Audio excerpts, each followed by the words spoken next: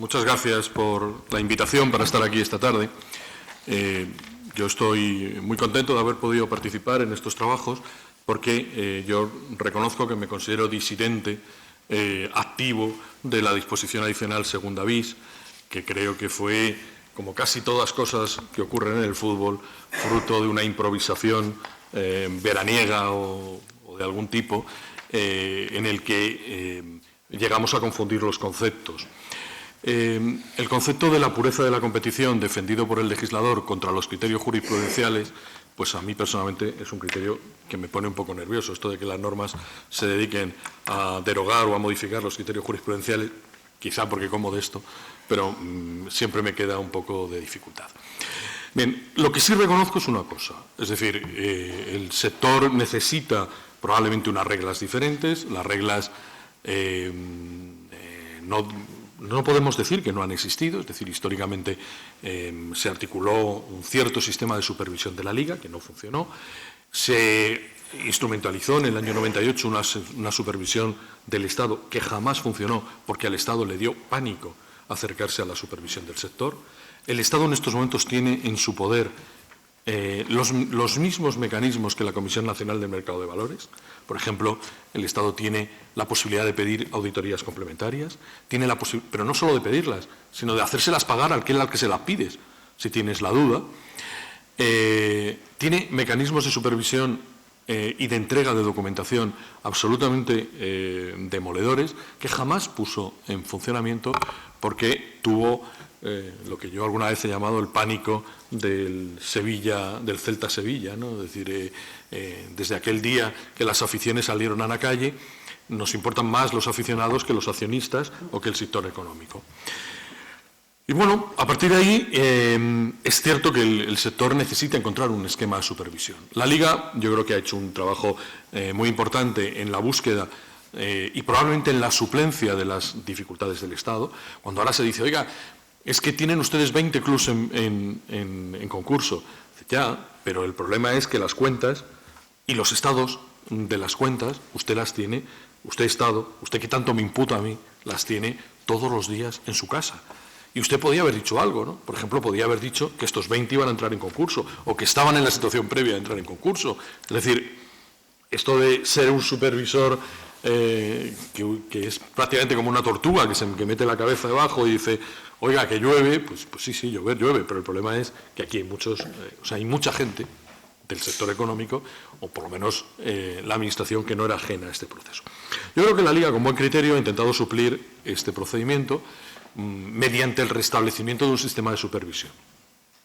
¿Qué creo que le debe aportar la ley de insolvencia o el proyecto de ley de insolvencia? Pues básicamente yo creo que le tiene que aportar algo que en estos momentos no sabemos, que es la fijación de índices de insolvencia. No sé exactamente cómo llamarles, pero en todo caso la idea de que necesitamos saber cuándo alguien es solvente y no es solvente. Y no debemos de incurrir en el error de donde nos ha llevado la adicional bis de la concursal o donde nos acaba de llevar el protocolo, que es decir, oiga, es solvente el que no debe nada. Pues claro, pero el problema es que todo el mundo debe la hipoteca y no por eso deja de ser solvente. El problema es cómo encontramos una ratio entre lo que se debe y lo que se puede pagar, entre lo que se debe y lo que se ingresa. Porque endeudamiento tiene todo el mundo y no parece razonable pasar este sector económico a endeudamiento cero. Es decir, ese es un mal ejemplo que, sin embargo, se mantiene en la concursal con el sueldo de los trabajadores y ahora se ha impuesto de aquella forma en el marco de Hacienda. Es decir, oiga, usted no debe de deber. Bueno, pues no debo de deber, de acuerdo, pero no recordemos o no olvidemos que la deuda de Hacienda en un altísimo porcentaje es deuda aplazada por la Administración Pública, lo cual quiere decir que si ahora la Liga o los clubs de la Liga hacen el esfuerzo de ponerse al cero, oiga, reconózcame que yo estaba en la legalidad y que ahora voy a ir más allá poniéndome a cero y haciendo un sistema. Entonces, yo creo, primera idea, yo creo que es verdad que hay que consagrar un sistema de supervisión. Yo no entro materialmente en quién lo haga, a mí me parece bien que lo haga la Liga, me parece bien que lo haga el Gobierno. Si al Gobierno le da miedo, pues que lo haga la Liga. No sé si la Liga también le va a dar miedo cuando lleguemos a conclusiones, pero en todo caso lo que necesita ineludiblemente es la fijación de algunos índices que permitan darle sentido a toda la función de supervisión, es decir, empezar a mover papeles, empezar a decir, oiga, ya que los tenemos a todos controlados, pero ahora no sabemos, necesitamos saber quién aprueba y quién suspende, y por tanto necesitamos saber quién se proyecta y quién no. Segunda parte, yo creo que hay que aprovechar el tirón de la reforma de la ley concursal para dar entrada a todos los mecanismos preconcursales y de refinanciación. Y plantearse cómo van a operar sobre los derechos federativos. Porque claro, si volvemos a la aplicación a lo que dicen que es la aplicación de la ley de la disposición adicional segunda y todo el que entre en un sistema de refinanciación inmediatamente desciende, pues claro, volvemos a buscar un sistema mal hecho. Es decir, lo que digo es, oiga, si esa es una situación de normalidad, démosle normalidad. Y la normalidad pasa porque yo pierdo o no pierdo la categoría en el campo, pero no en condiciones económicas, salvo cuando lleguemos a la situación de usted está en una situación de concurso. Y ahí mismo hay que plantearse la diferencia entre un concurso voluntario y un concurso liquidatorio, entre un concurso, bueno, concurso voluntario y no voluntario, un concurso liquidatorio y un concurso que sale de convenio. En fin, en algún momento de mi vida que participé en las negociaciones con el Ministerio de Justicia, siempre hablaban los de la Unión Europea, hablaban del estigma del concursado. Bueno, pues si hablar del estigma del concursado aquí es bastante sencillo. Es decir, aquí el concursado no solo está estigmatizado, sino que antes de saber cuál es el resultado de su financiación, ya directamente está descendido por el hecho de haber entrado en una situación que es de legalidad. ¿Dónde quiero ir con todo esto? Bueno, pues que efectivamente hay que recomponer la supervisión, efectivamente hay que reconocer toda la parte de refinanciación y efectivamente hay que plantearse cuál es la situación del concurso. Y yo creo además que hay que dar un paso más. Es decir, a mí lo que me preocupa de este sector es que tenga solvencia o insolvencia, pero no me preocupa el pago de la deuda selectiva. Todo lo que se ha hecho con la adicional segunda y ahora con el acuerdo con Hacienda es deuda selectiva. Se van a pagar a los trabajadores y se va a pagar a Hacienda. Pero con eso no se lucha contra la insolvencia. Lo único que se consigue es que haya dos acreedores que cobran. Pero hay gran diferencia entre decir dos acreedores cobran y las entidades son solventes.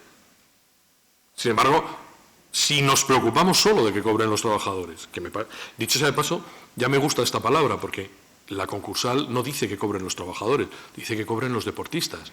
Es decir, hace un corte entre los trabajadores de una empresa y dice solo se desciende si usted no paga a una clase de trabajadores, no a otra. Es decir, que ya me va bien la palabra trabajadores porque no es la palabra que utiliza la concursal, porque dice, oiga, que lo que diga la reglamentación deportiva, lo que dice la reglamentación deportiva es que solo se desciende por no pagar a los deportistas, no por no pagar a los trabajadores. Lo que quiere decir que puedes deber a todos los trabajadores y no te pasa nada, salvo que sean deportistas, en cuyo caso te descienden. Porque esa es la parte en la que yo decía que yo soy militante activo contra esta disposición, porque es pura deuda selectiva. Es decir, es asegurar que solo un grupo de acreedores cobran. Y eso a mí personalmente me parece que no es el camino. A mí me parece que el camino es luchemos contra la solvencia de las entidades y aseguremos un sistema en global de solvencia, no un sistema que selectivamente paga a los trabajadores o que selectivamente paga Hacienda. Acreedores públicos, acreedores privilegiados, acreedores no sé qué. ¿Por qué? Porque, aunque ya sé que los redactores de la disposición siempre me dicen que no es una buena interpretación, en el fondo lo que estamos haciendo es un sistema de prelación específicamente para el mundo del deporte.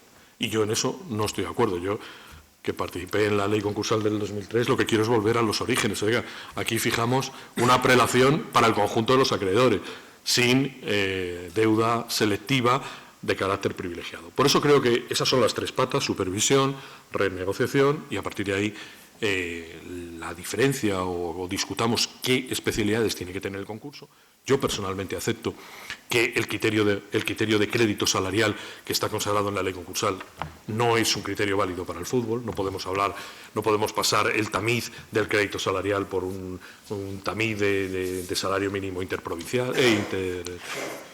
Creo que ese no es un buen criterio y probablemente hay que buscar otros. Pero entre adaptar la norma o preterirla, casi prefiero adaptarla. Y puestos a ser breves, yo creo que aquí acabo, Emilio.